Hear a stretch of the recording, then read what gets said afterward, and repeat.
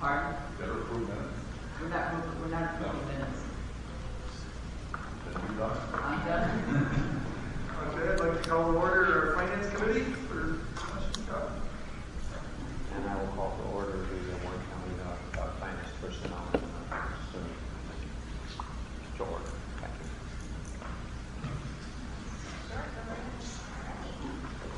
Thank you all for coming to campus this morning. This is really a busy time for us. First of all, I just want to parking spot actually go in. And we're in this temporary location today because we are bursting at the seams right now. But we're really in 2 years, so we're going to update you on that in a little bit. The real reason for today's meeting is our 2017-18 capital request. For those of you that are new, there are generally 2 joint county meetings a year. One is in September to review and approve CDMRMX capital request, and what we're really doing there is trying to get that 50% state appropriation from the state, that capital match. And then you have another joint county meeting usually in May, June to review the budget. I should know that, but it all rolls together. We're also going to give you an update on the NSTEM and work building projects, and then Dr. Duffy's going to give you an update on our enrollment. The most important thing for you to know about today is we are not asking you for any money. I appreciate that. We're very grateful for the money that you're already investing. So like we have done in the past, our capital request for 2017-18 is limited to the $400,000 a year in chargebacks that we receive from students that reside in New York State but outside of Warren and Washington County. The majority of those come from Saratoga, and the other majority come from the residence hall students that come here from outside of Warren and Washington County. That equals about $400,000 a year before we had the residence hall and the Wilton Extension Center that we have today. It was about $320,000 a year, so it generates an additional about $80,000 a year for us, which then gets matched from the state usually, so $160,000. Those capital chargebacks can only be spent on capital projects. We are not allowed to spend them on operating. State ed law makes that distinction for us and also identifies really what a capital project is. In addition, we can only submit capital projects that were included in the college's facilities master plan, which for us was updated 2 years ago. So there's a lot of kind of hoops that we have to jump through to get a project on this list. We only get to make a request once a year. It's due to SUNY by September 31st, which is why we meet now, so that it can go to your board of supervisor meetings and get your resolution in time for that September 31st deadline. And we find out if we receive the state appropriation in the governor's budget in April. So that's kind of the timeline. And then there's a few months after that we have to wait to get a capital project number from the state in order to begin work. So we really plan pretty far in advance for these things. We kind of have a running list in our facilities master plan. We work with the campus community and really our facilities department to determine what goes on the list in 1 year. And in reality, the majority of it is usually deferred maintenance. It's stuff we really have to do. So this year, we have something that's not deferred maintenance, but we have the purchase of adjacent property and improvements to it. And we refer to it as the Little Red House. It is north of us on Bay Road. It's a small red house that's kind of like carved out of the college's property. We own all the college around it, and there's a little red house there. The owner of that house has told us that he is looking to sell the property. We've been in conversations with him for a little over a year, I think is fair, but really much longer than that. Kind of like if you're ever going to sell it, just let us know. And the facilities master plan has several possible options for that property identified. Something maybe as an entry point for a future culinary building on campus if we were able to get that. And for right now, really to help us with our sustainable agriculture initiatives. The big thing that it offers us is water, which we don't have out there, and that program really needs. But the other thing that it really does for us is it's an avoidance strategy. We're not sure what else would go there and who would buy that property. And it's inside the rest of the college's property. It's just kind of carved out. So for us, the investment is worth it. And certainly even just with the existing sustainable ag program itself, the rest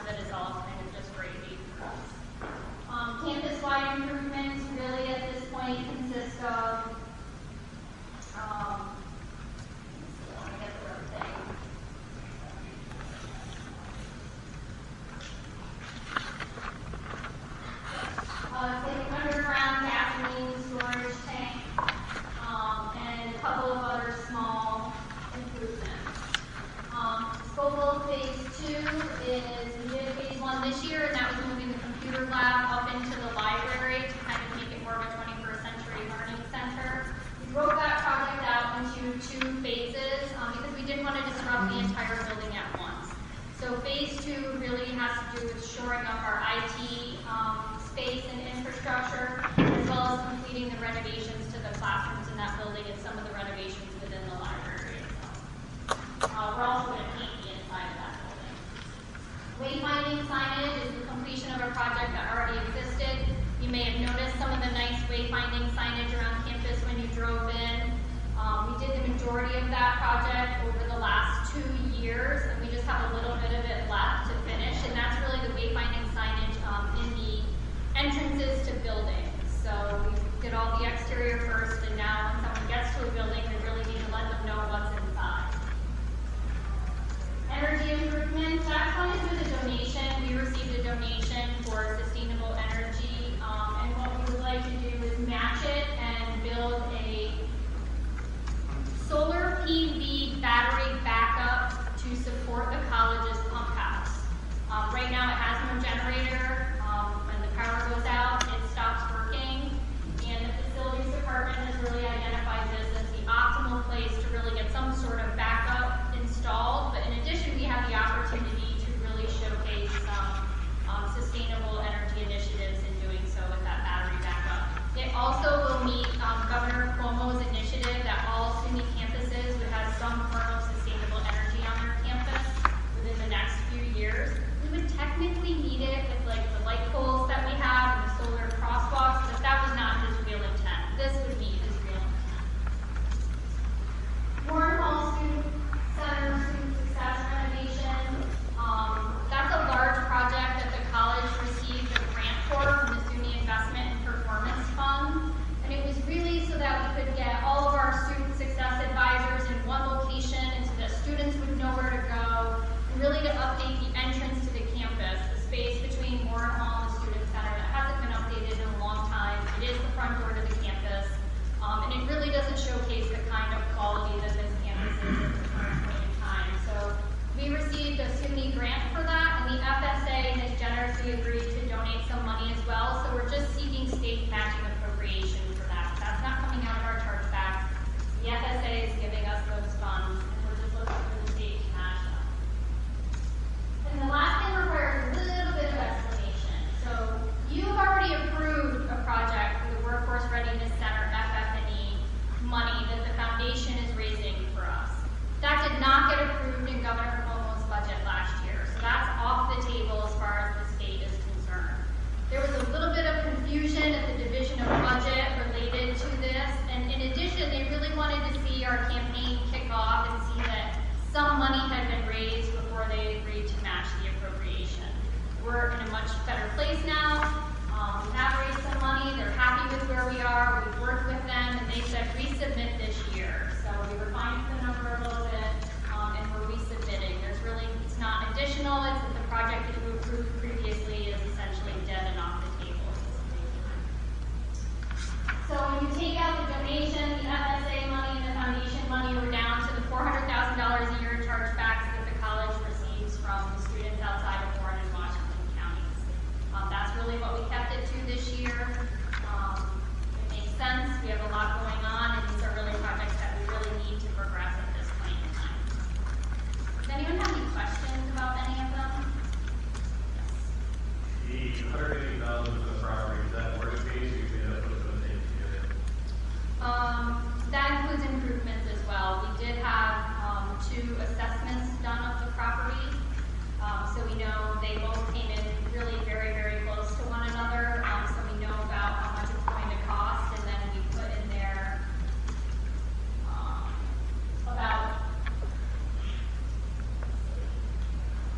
I put in a total of about $60,000 in improvements. And So worst case. and $131,000 for the wayfinding signage. Have you ever thought about partnering with the county's sign shop to see if that's something we could be doing for you? Save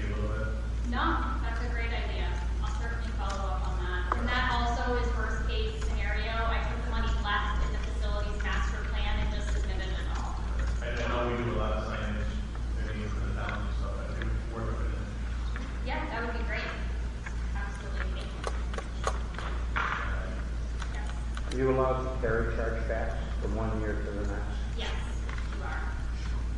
There have been years that we have done that, when we wanted to build something large. We've carried them for several years. But we have a pretty significant amount of deferred maintenance at this point in time, so we're really trying to keep up with it. In addition, it takes so long to actually get a project approved and through the pipeline and get the appropriation granted that we try to keep that pipeline open. We always have on the back burner a couple capital projects that have been approved that we haven't started yet, so in case of an emergency, we could move some money around. We never really put ourselves in a position where we're stuck, but we do try to keep that pipeline moving. Anyone else? Yes. The foundation month, was that more or less than the last time? Where were we at when it fell through? I think we had 1.5, if I'm remembering correctly, so this is a little less. We're at 1.3 now. But this time you might get it. This time we might get it. We've really been in pretty much bi-weekly conversations with SUNY's capital office and the Division of Budget about this particular project for about 18 months at this point in time. So this is what they suggested that we do. We're pretty comfortable it'll go through this time. Anyone else? So what we're looking for and need from you is resolutions from your committees and your board of supervisors supporting this. Karen does provide the wording to you because SUNY is extremely picky about exactly what must be in it. So we will do that again this year. Next thing we want to do is a little more exciting, but it's all exciting. Give you an update on the NSTEM and work building projects that we have going on here on campus. This is an aerial pictorial of what it will look like. The science building and the humanities building, the great buildings currently exist. So science, humanities, Washington Hall, the regional higher education center, Deer Law, and you can see local over there is white. But to the left is the Workforce Readiness Center addition, to the right is the NSTEM addition, and the central green is currently a parking lot. And as a campus community, we decided that we needed a little more green space for our students to be able to get outside and interact with one another. And so that's pretty much what it looks like. It'll really make a nice, rounded out addition to that end of the campus, the north end of the campus. And again, this is the existing conditions. You can see the science building, the theater, the parking lot I mentioned, the regional area center, Washington Hall. And that's what it will look like when the project is complete. I provided an aerial of NSTEM, which I have shown you before, so you've seen this one before, but you haven't seen the, oh, I'm sorry, that's the wrong one, of the Workforce Readiness Center. So you can see that the design of them kind of mirrors the design of the Regional Higher Ed Center with the entrances and the cap off of them at the same campus building. Let you know a little bit about the project. Since we started working in February, the schematic design phase is complete, the design development phase is complete. It involved a significant number of people from the campus community, including a number of faculty in the science and nursing divisions. They did a lot of hard work. They were very dedicated to this project. They did a lot in a very short time frame. The nursing faculty in particular toured simulation labs across the Northeast and really brought back what they thought was the best ideas out there that they would need for the future. The construction documents phase is complete. You may have noticed that the bid package was released on September 2nd. The bids are due September 29th. And there'll be a special meeting of the SUNY Adirondack Board of Trustees on October 11th to award the bid. Active construction is scheduled to begin in late October. And this project has been to the estimator 3 times at this point, and every time has come back within budget. So we feel really good about the budget. I'll feel better around 9/29. And the project also remains on time. There were really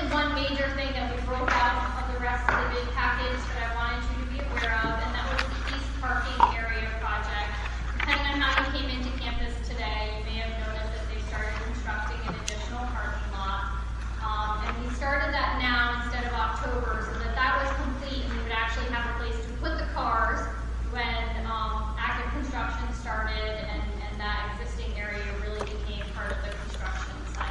So that's scheduled to be completed by mid-October, which is just prior to what we assume will be activation of the major bid awards. Next step for us really are to finalize construction, scheduling, and phasing. That's something that we're working on right now. Hosting the pre-bid meeting, that's coming up next week, I believe. Reviewing the bid submissions and recommending an award, that'll be a really busy week for us. And then mobilization and the start of construction. And the foundation is planning on hosting a groundbreaking ceremony on October 23rd.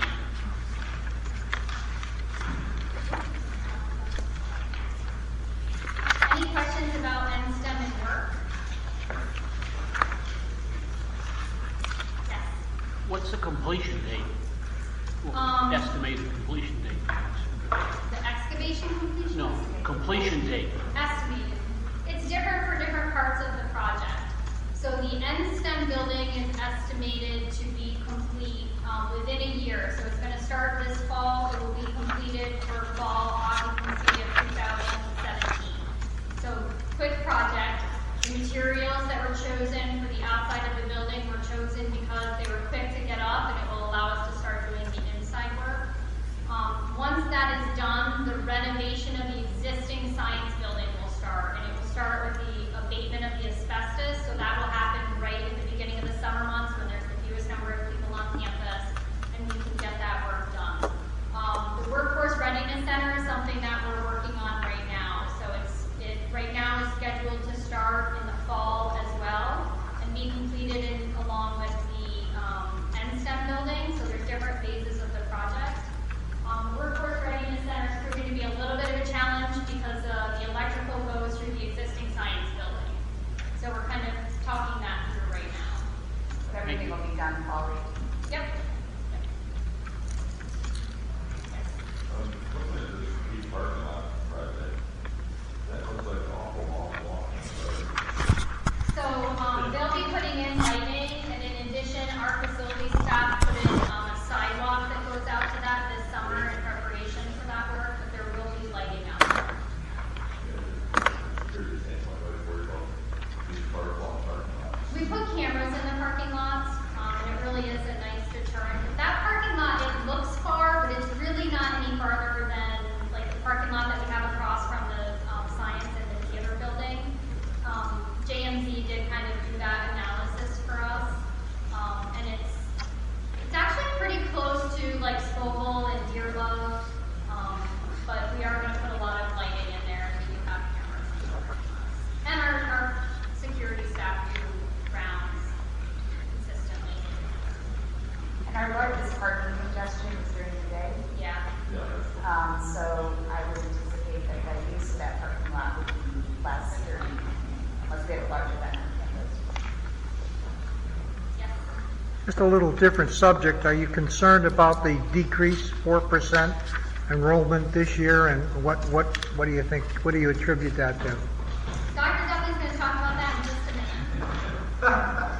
But we can talk about it now. No one has any questions about the building. Well, I mean, it has to do with our budget. Oh, Thank you.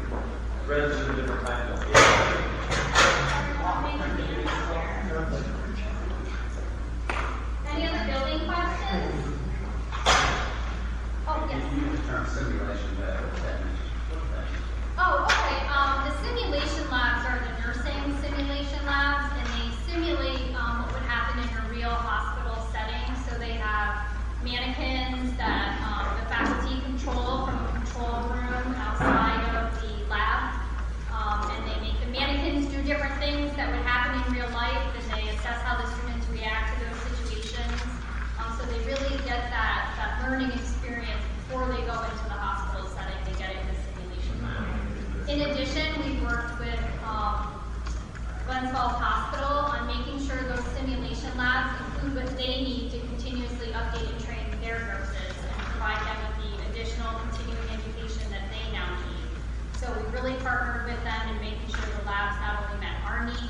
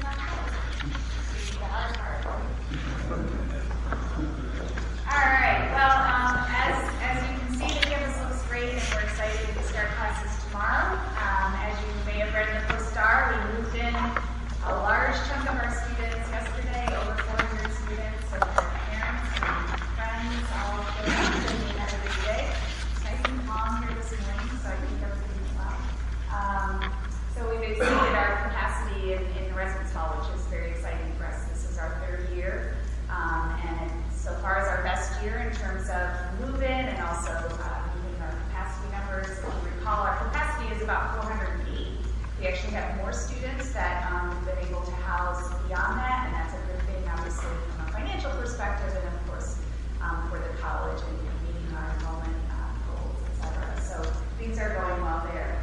To your question, Ron, so when we budgeted for this coming year, we budgeted expecting some decline, and I'm happy to report that we expect to meet, if not exceed, our budget goals. So from a budgetary perspective, we feel pretty good. Just to give you perspective, since probably the last 3 years, most of our peer institutions across the system have been experiencing significant declines year after year in enrollment. And this is typical when you come out of a recession, regardless of whether people's opinions on that or not, but we see it. Community colleges have that inverse relationship to the economy. And so we've been fortunate that, quite frankly, housing and Wilton came up at a time where our peers were starting to see that pre-recession right-sizing, so to speak. We haven't experienced those double-digit declines. We're talking about some institutions have been declining 10 and 12% each year, which is significant. We're not in that position. So even though we never want to see a decline, we expected it. We've seen small schools get smaller in the high school demographic. That's a trend across the Northeast, so we're susceptible to that given our location. That's where housing has been helpful in us being able to attract students from outside of our area. And we continue, of course, to work in our sponsor counties, and that's where we get the majority of our enrollment is Warren, Washington, and Saratoga County. We'll have finalized enrollment numbers within the next 3 weeks. We still haven't finalized everything, as you can imagine. It changes by the minute, but we are happy. We were about flat with our first-time students, which is a really good trend to be on. And the only place we've seen a more significant decline, and quite frankly, we can't necessarily explain it, is our part-time returning students. We suspect that some of that is due to the economy, that if you were taking part-time classes to maybe enrich your skills or consider other opportunities, if someone is employed, they may say, I no longer need to do that. We're not really sure. We got to really dig into the data. It's kind of a weird population because they kind of come and go anyways in terms of part-time, but our full-time numbers are solid. Our college academy numbers are solid. Those are the students that are taking our early college program. We added another program this fall, which is full in media.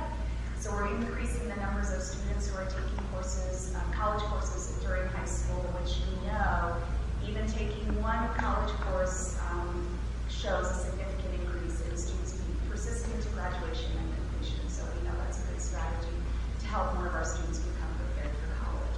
So overall, we're in good shape. And as I said, we budgeted for a decline, and everything looks in line that we'll be not only budget, but probably exceeding it by the time we know, which is a good place to be.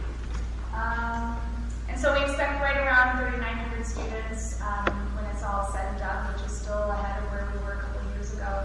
And so from a budgetary perspective, from a building perspective, I know that typically I get the question, well, we're building a building and enrollment's declining. The good news is, as you can see, our enrollment is up in our computer science area and math and science. So we know there's interest in that area, and so we're still doing the right thing. And just as a reminder, we built the building because we were running out of space, and our space wasn't very efficient. So we're actually gaining efficiency in our space, and we'll be able to accommodate students. I do want to add a little bit on the simulation lab, not only Glens Falls Hospital, but Hudson Headwaters. And in fact, they've already started using our current simulation labs. It's interesting in the nursing education field, it's becoming more the norm to use simulation more often than clinical for a couple of reasons. Number one, it gives students more practice. And quite frankly, do we want training nursing students out in the field practicing on you? Probably not. And so we use the simulation lab, and I'd love to have you come and see. Once it's open, we'll certainly have you come and see. But it's pretty incredible how real it is, from body functions that you can imagine they've been able to simulate. But it's also become part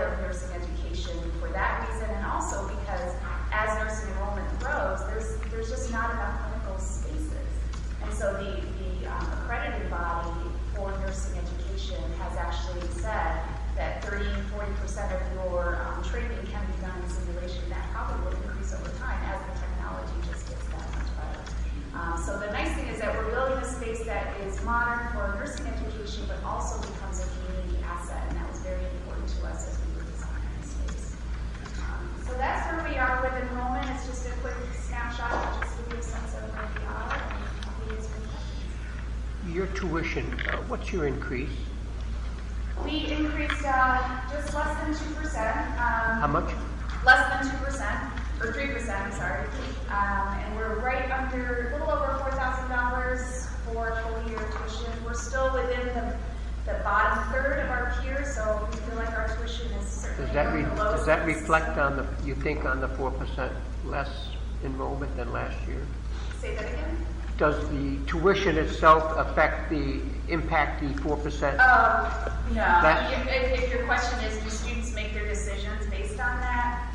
Very. The reason I ask is that there's so much competition around us that I'm looking at a student comes here and he wants to learn, and we've got some great programs, but I don't want to price them out of the market. Oh, right. And I'll be honest with you, I'm quite opposed to the purchase of this other piece of property, because if you can keep tuition at a level that's acceptable, like zero, then I would be more apt to say yes. But So just so you know. tuition's that's everything to the kids. Two separate pots of money, so we can only use capital money for capital. It doesn't affect our operating, and tuition is Well, where we have our operating funds. thank It's you. two separate funds. One doesn't influence the other. You don't raise tuition because of No, I capital, understand, because those but are I different types don't of, agree. funds. Certainly something we're very conscious of in terms of making sure we keep tuition at the most reasonable rate. And as I said, when we look across the 30 community colleges, I think we rank, we're the 6th from the bottom. Seventh lowest tuition in the SUNY system. And every year when we talk about where we're going to set tuition, we do an analysis of us compared to our peers and the local area. You know, we're less than Hudson Valley, we're less than the 4 years in this area. And Less than North Country. Right, much less than North Country. So we're really in kind of a sweet spot being the. But I also look to see what their enrollment is, and is it increasing, is No. it decreasing? I just don't, those are the questions that. SUNY Adirondack has, now this was true at my last meeting, maybe 6 months ago, so I can't say it's true today because people's enrollment numbers aren't out yet, but SUNY Adirondack had the lowest percentage decline in FTE semester to semester out of all 30 New York State community colleges. And everyone was calling my office saying, what the business officers, what are you guys doing over there? So we really had a lot of things kind of happen at the exact right time between the Wilton Extension Center, the Residence Hall, and I even think now the buzz about the new NSTEM building and work, the students are really, really excited about this. So we seem to have kind of hit the wave at just the right times. And now, you know, I have 6 other business officers in the community college system asking me for our RFPs for housing. Everyone's looking to build it, and they're all kind of in the same situation. But they're talking about really double-digit declines year after year, 10%, 12%, 14%. It's not the first time they've had that. See, we live in Washington County, and I'm down in the tip of the county, and we're sending too many of us students to Vermont and over down to Hudson Valley. And I want them coming up here. And that's a great attraction. Now distance is an issue, I'm sure, with some of them. But I want to make sure that the programs we have here are comparable, but I want them to come up here because we want to keep them in Washington County. You go to Hudson Valley, where you're going to drift to, Albany and Troy and the rest of it. Vermont is the same issue. I want to get those kids up here so they stay in Washington County. So that's why tuition is a big issue to me. It really is. Well, again, I mean, when we compare to our peers, we're really very comfortable and competitive in terms of tuition. You know, the area that we've seen continued growth in terms of where our students are coming from, and at least maintain and not decline, is from Washington County. So you can feel assured that it's an area that we want to make sure we can provide the best education we can, recognizing that we're a third of the size of Hudson Valley. And so every time, you know, someone asks us about starting a new program, that's a new investment for us, and we have to be very careful about where we can find the resources to be able to start any new programs that, in essence, would compete, so to speak, with Hudson Valley. But when we look, because we can actually look in the data and see what students are studying that go to Hudson Valley, and it's not programs that you would think, it's not the technical programs, it's more based on location for many of the students at the southern end of Washington County. But we continue to look at ways that we can bring our education into the county and our Thank you. Sorry, I didn't mean to. take your thought. Go ahead, George. Oh, My question is, you mentioned both full-time and part-time enrollment. That 3,900 figure, is that just full-time or is That's that full both? and part-time. And part-time? Yes. Well, when you break that out, do you know what the breakout is between full-time and It's part-time? about 60/40, 60%. 60/40, 60 full-time? Yeah. And what year did you peak at and what was that number? We peaked at 4,200, that was 2 years ago. 2 years. Yeah. You talked a little bit about the high school presentation early on in classes. What is your outreach program like for that? Because it seems to me that if you can get a high schooler to invest even in one of your classes, the chance of them following through and coming for more, I think greatly increases. And I have issued a lot more there's a certificate of residency here for your competing friends for high schoolers. So it seems like it's catching on as some of the class. So I didn't know what your outreach to the high school was. Oh, yeah. I mean, our team is out in every high school, every school superintendent, every principal, every guidance counselor knows about our early college programs.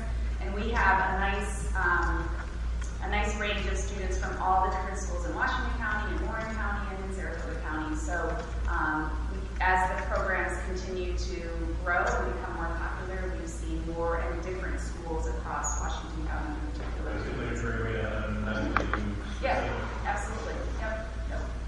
Chris, I had served as the president of the Fort Anne School Board for 6.5 years prior to this coming to this position. 5 years ago, the programs were limited, to say the least, as far as the college and reaching out to the school districts. There's been a tremendous increase in the relationship between Sweeney Adirondack and the high schools in the area. So it's grown year after year. I'm sure it will continue. And it's been, in my opinion, it's the greatest attraction that we have at the local school level for kids to get them here. It's tremendous opportunity for these kids to be able to have college credits walking in the front door. Yeah, we very strategically have focused on trying to provide more college courses in the high school. The only challenge that we have, quite frankly, with the really small schools is having enough faculty that are qualified to teach the courses, because any faculty member in a high school that's teaching our course has to meet our requirements as adjunct faculty. That's part of our accreditation. So the challenge when you're in a really small school is you only have maybe one teacher per subject area, and so that becomes a challenge. So we're trying to look at ways we leverage distance learning, even some online opportunities for some students that are motivated, to try to make sure we can still provide that opportunity. Sarah? Those high school students they don't figure into your enrollment. Yes, they do. Yeah, so that's what we call our college academy, and they're part-time students, essentially. So that does figure into the equation. Yep, so not only from a head count perspective, but also FTE, we do get reimbursement. Well, another even broader picture that's important to look at is those kids are using those acquired credits to go to other schools, which is in the bad thing, and some of them are using them for four-year schools, and they've already made a decision. But I think we have to look at the picture too, in terms of getting educated and saving them some money by using and the other thing too is that Hudson Valley offers a couple of programs. One is the building trades, which pulls a lot of kids from southern Washington County. And I know for a fact that the kids, some of the young people who choose to go there are going to that particular program. And I think that's an important piece to remember. And that's a big program. And it's a big infrastructure program. Exactly. For us to start that with no infrastructure at all that's needed would be a huge investment, and I'm not sure it's the wise investment to make at this point, so.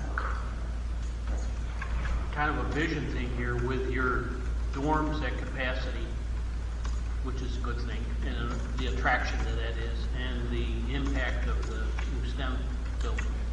What, and I'm sure you're looking at a vision is what this place is going to look like 10 or 15 years from now.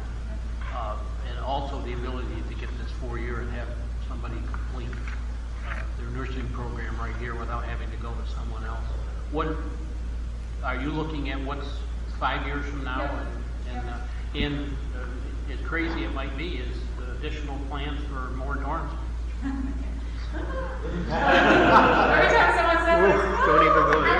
like the name. So we projected out over the next 3 to 5 years what we expect in enrollment, and it's really several things.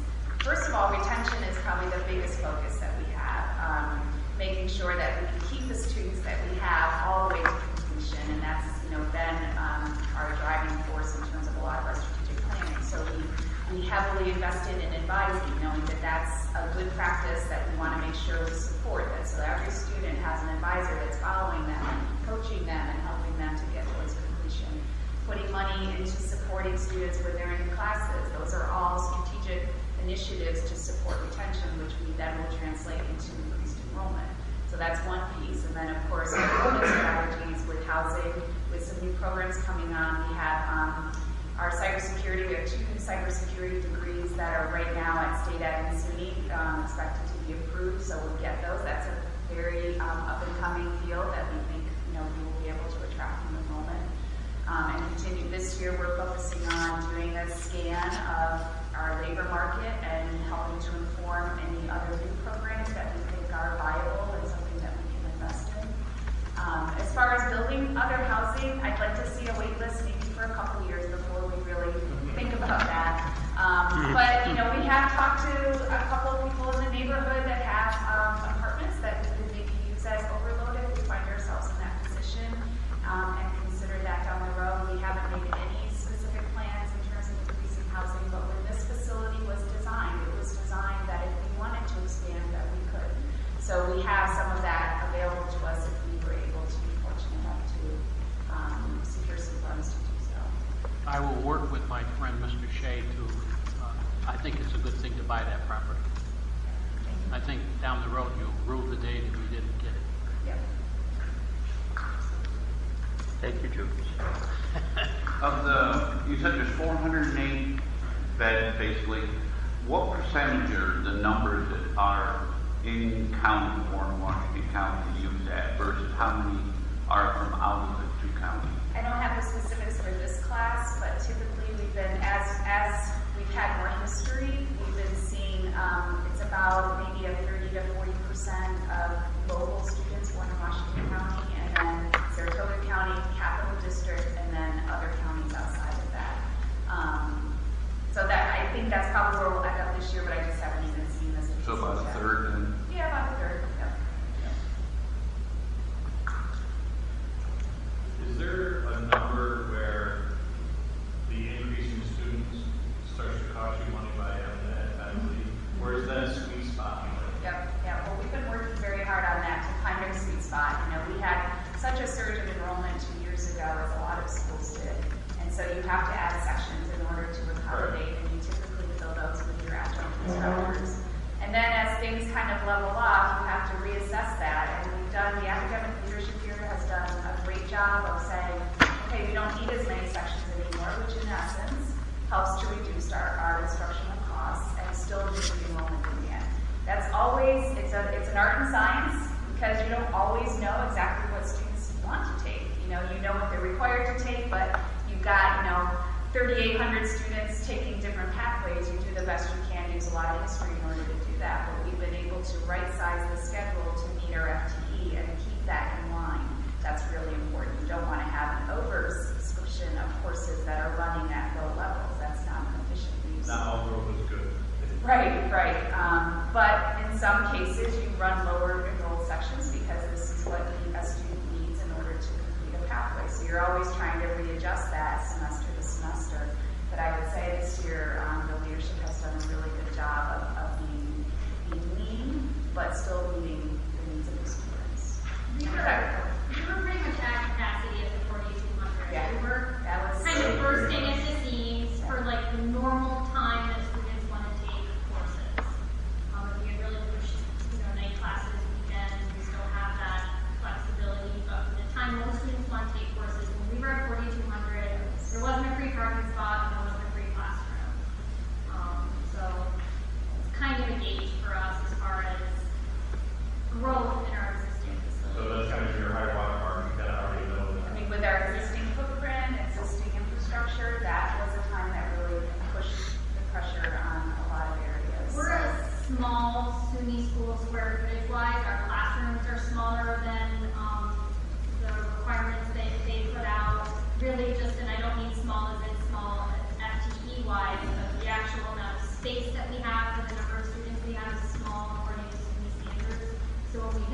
42 mark, we really felt it. We felt it in the classroom, we felt it in the parking lot, we felt it in the building. We don't have a lot of space to expand other than use different time periods. But for me, there was more of we can handle the 3,200, but there's a certain level of cost that you need no matter how many FTE you have. You don't want to go under that watermark. Because we're still going to have the same relative number of fixed costs. You have to turn the heat on, you have to turn the lights on, you have those types of bills you have to pay. And one of the things that we're doing strategically this year is, we're assessing where we are with Wilton. And we've had the new facility in Wilton for 3 years. We've seen a leveling off. You kind of go in, you take care of pent-up demand, and then you figure out what's next. Because really what we want to avoid is simply it being, as some of our faculty have called, Queensberry Light, where you're in essence just shaving off enrollment that you would have had in Queensberry, and instead really thinking about where's the next program or services that we can provide in Saratoga that are currently not being met. And so this year we'll be spending time doing an internal kind of feasibility study on where we want to head with building. Do we want it to become, maybe it has its own niche. Right now it's really just kind of taking some of the liberal arts courses here and repeating them there, and some business courses, which needs demand, but it's not necessarily going to get us to the next level, and yet it's a great facility. Saratoga County is one of the few counties in the state that actually has pretty stable populations like growth. We want to make sure that we can provide something that may be unique and different at Wilton so that we don't find ourselves just cannibalizing the enrollment that you have here. Wilton is like a perfect spot for a small business program. There's a lot of good about Saratoga. It's just a matter of figuring out what exactly that is. And Hudson Valley has a location in Malta, so we want to make sure that we're balancing what's there rather than trying to duplicate or compete with that. So in 2 years, your footprint's gonna change. Yeah. And what is your expectation of enrollment then? It's probably gonna be a different type of enrollment. What, do you have a certain expectation or? Well, we expect to see an increase in nursing enrollment, and we expect to see an increase to some extent in science. Just remember, though, too, that the footprint of science is, again, to build, to move the nursing department into the science building. We already have a nursing department. To upgrade the science facilities and labs. So we think that will attract new enrollment simply by being new and innovative and attractive. But we haven't necessarily predicted we're going to have 200 more students because we built new labs. The Workforce Readiness Centers really are focused on workforce training and building an entrepreneur center, becoming much more embedded in the business community to help them grow their businesses and become a center for that. But again, it's really the retention piece is very important to us. We need to get more students through, quite frankly. It's just not acceptable for students to leave without a degree. And we need to make sure that we're accommodating new students in science and nursing. We are, and I don't know if I've mentioned this before, but Plattsburgh is very serious and interested about offering a baccalaureate program in biology. And we're working with them to time it so that that could potentially start up in fall 18. And we think that will attract more students to come into our math science program knowing there's a pathway right through a baccalaureate program. It's the most popular degree in the country. Do they finish here? Or do Yeah, they would finish here if you pass the all 4 class. years? Yep. And what do you have for a price tag when you figure a person's tuition for 4 years? So let's just rough it out. Let's say $16,000 for their first 2 years, and then Plattsburgh's tuition would be, I think they're approaching 6, something around there, the state operated campuses. So 12, so that's, $28,000 for a 4-year degree right here, which is a deal. Sad to say, but it is. I'm kind of reading between the lines, so I don't want to guess at it. You're expecting an increase in enrollment and when your building project is done, and in expansion in programs. And you're talking about really the sweet spot, 4,200 for enrollment now in the faculty. It sounds like there's going to be a big increase in faculty in another couple of years. Well, And so I just want to know, is your enrollment going to cover that cost, or as counties, are we expecting to see a big increase to our share? Or do you feel that it's all gonna come out in the wash and will be something we can live with? So if we go back to saying, if our sweet spot, the area, the time when we felt we were running at full capacity at 4,200, if we can get back to that, we're still maintaining the same staff that we had 2 years ago. So that's where we want to work towards. If we get beyond that, then that does become a bigger investment.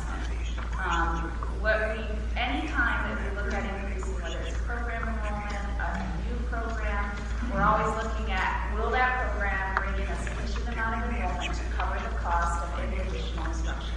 That's how we gauge whether we should start something new or not. So in answer to your question, can I promise that we'll never come back to the county and ask for more money? I can't. I mean, No, I'm we not have looking too for much- promise. I'm No, just I just, I mean, projecting. but we typically use enrollment as a way to bring in more revenue to offset the cost of anything new. So we would expect to do the same. And those classrooms and labs that we're building, Dr. Duffy mentioned this a little while ago, but they have a larger capacity than our existing classrooms. So the additional FTE that we will generate will be able to be accommodated in the building that we're building with the faculty that we have now in those classrooms. Because the classrooms are larger. They'll actually meet SUNY's requirements inside the classroom for the number of people that you have in it. And so that's kind of been built into the project, where now maybe we can only have 20 people in the classroom, it's a small room, now we'll be able to have 32. So you can able to adjust the size of the classroom and try and make them more efficient. In most cases, yes. And program. What we do every year, whenever we have a retirement or any faculty member leaves, we don't automatically just replace it in that department. We look across the college and say, where do we need more resources, so that we're not having a net new cost, but we're utilizing our resources in ways that are meeting, that are responding to enrollment demand. That's our strategy every year, and we've been doing that. Doesn't mean it's an automatic, if someone retires in one particular department. In fact, we don't always like to hear that, but it's what we need to do to make sure we're using our resources wisely.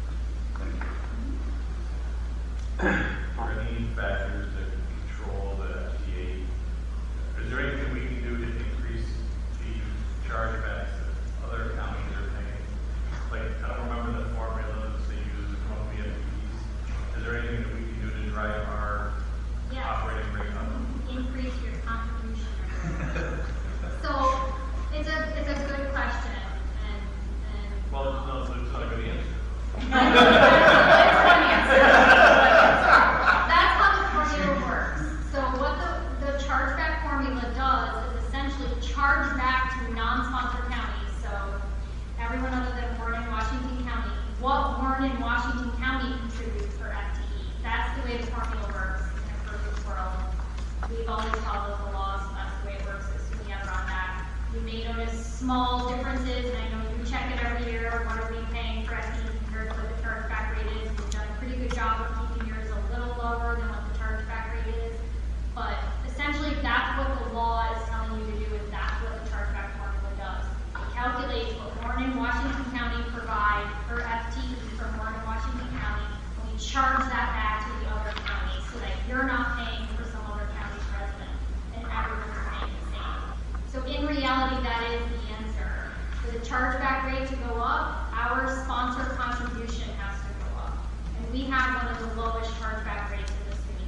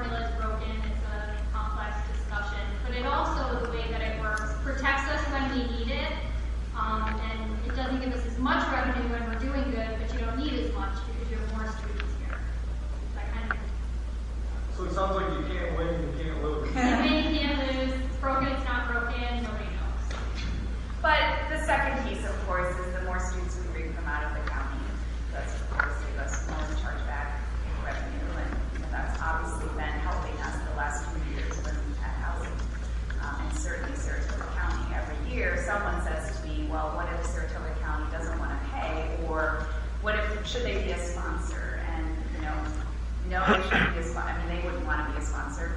And yes, they'll continue to pay. We've never heard differently, and they recognize they pay, a pretty significant bill to us. And so that's the other way you get more chargeback. This is a good time for me to just put a bug in your ear about advocacy. So, every year we go through this handout, saying not just with you, of course, but with the state. And so community college presidents each year come together and we wring our hands and we say, how can we do this better? We just are not seeming to be able to get out of the governor's office a strong commitment to what we do. Each year we talk about a dollar figure per FTE increase to try to get us back, to try to get us ahead.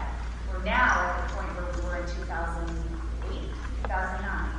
So although the state has each year been increasing its contribution the past 3 years, and they would say, we give you money back, but remember you took it away for the 3 previous years, and so we're still trying to make our way up. And I'll just be flat out honest, there's a tenor and a movement within the governor's office of potentially looking at ways to take more control over community colleges.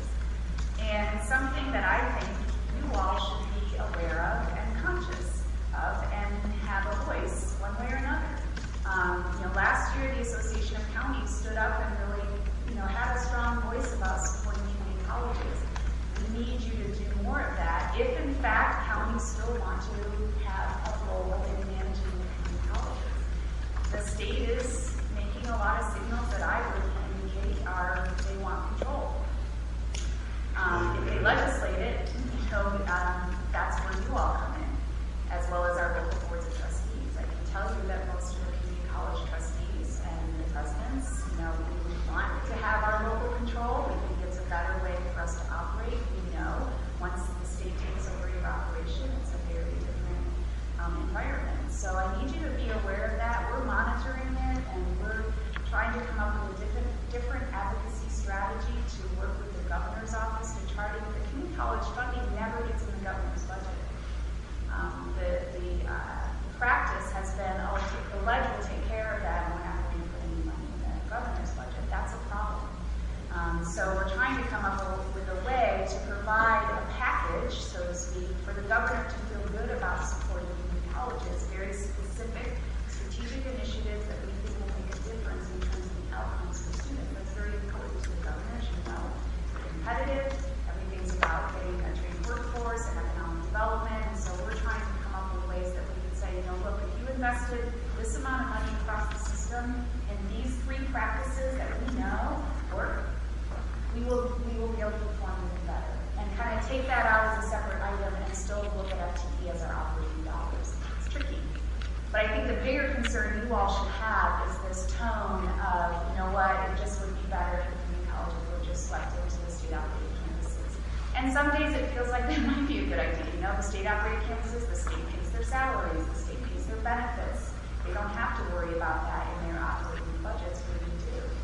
But we also think there's certainly a danger in heading down that path. So I just wanted you to be aware that we are seeing more and more signs of that as the chancellor of the CD system leaves, and a new search is going on right now for the chancellor. It'll very much be the governor's office that will be making those decisions, and we're all watching it carefully. So I will be, coming to you at various points if we feel like this is really starting to implode and we need your help. But I think it's important for our county sponsors to understand what's happening with that. What would be the change, the positive change that the state would derive out of taking control? So we wouldn't be able to set our own tuition. That would be one thing. They would control our tuition. It could mean less dollars for us in the long run. Thinking there would be efficiencies. There's discussion, we think, about merging campuses, which may be good. I mean, the thing is, maybe it's a good thing. We just want to make sure we're part of the conversation. But what we're really concerned about is it happening behind our backs, so to speak, and then finding ourselves having no voice in being able to maintain some course of local control. Remember that we are locally controlled partly because that's what our job is. Once you get into a state system, it would be very likely that they would say, okay, this campus, your programs are going to be XYZ, this campus, your programs are going to be XYZ, we don't want duplication, and you start putting hands in curriculum like that, that really takes away any control that we have to be able to say, no, this is something that we do for the community. But it would be a legislative action that it would require.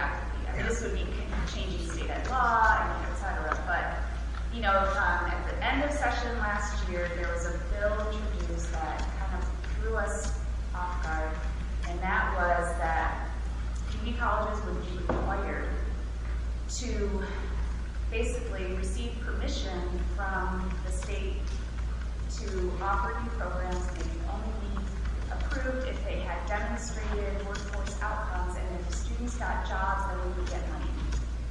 That's performance-based funding, and we're expecting that, and we've seen a little bit of it, and it sounds good in theory, but our ability to control the employment market, look, we're not that good. We can't control what employers do. We can only respond to what employers say they need, and we do the best we can to educate those students. But to have funding tied to something that we have very little control over is a little bit scary.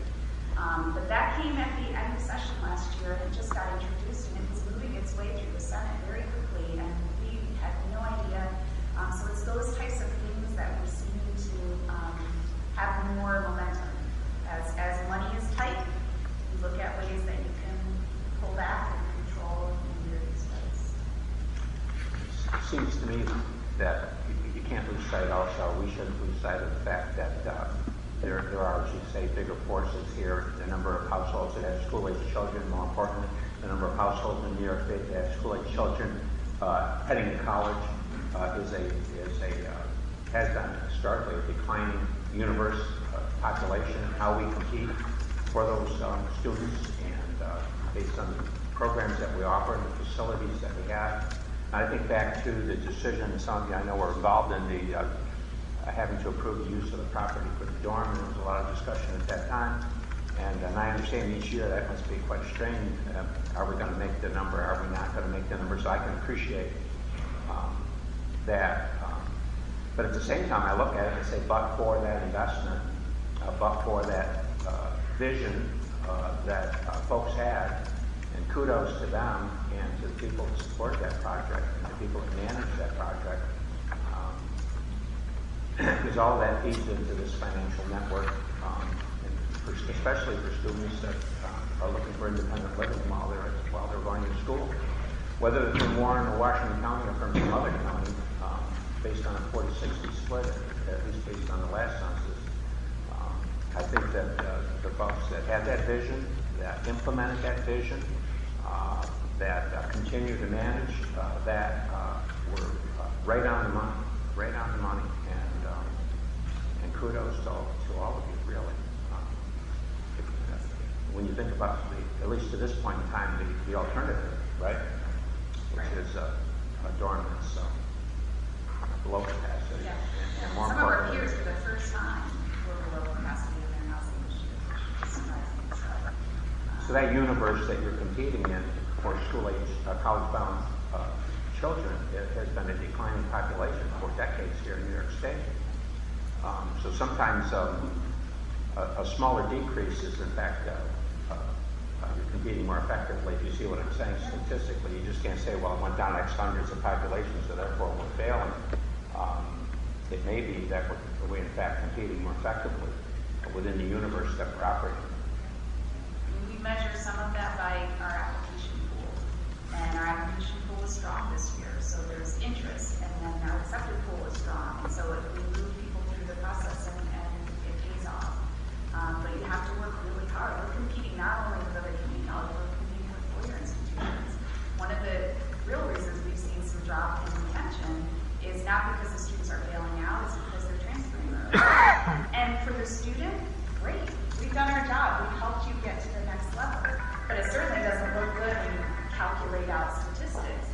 More of the four-year schools, quite frankly, are lowering their standards to get more students. This is a very common, we've seen this over time.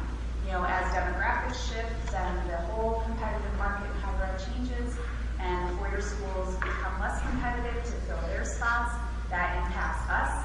And you have that back and forth. I've seen it, you know, I saw it in the 90s, we've seen it for a while.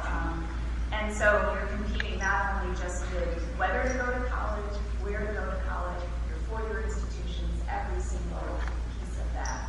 So it's important for us to invest in our facilities, invest in marketing, invest in our people, because that's how we maintain some competitive.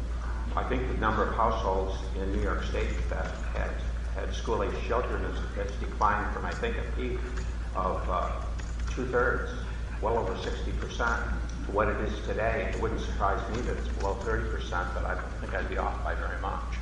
And the Adirondacks in particular, and the Adirondack Park in particular, has been impacted even more severe by that, and one only needs to look at our high school populations to see those numbers. Yeah, thank you. Yeah. We should vote. Wait a minute, we need to vote? We need to vote. Would you like to start? We have something Like us to start? on today. All right. The chair will entertain a motion regarding, hopefully I'm going to state this correctly, to approve the, if I can get to it here, to approve the 2017-18 capital request for the college and submittal of that request to the state of New York. Is that framed correctly? We have a motion. Mr. Sokol, second. Mr. Simpson, any discussion? Sounds like a good plan. Good plan. Thank you. Do it. All right, all in favor? Aye. Opposed? Carried. Thank you.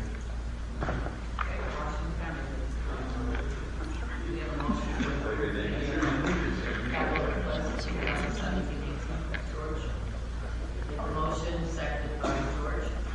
Any discussion? All those in favor? Aye.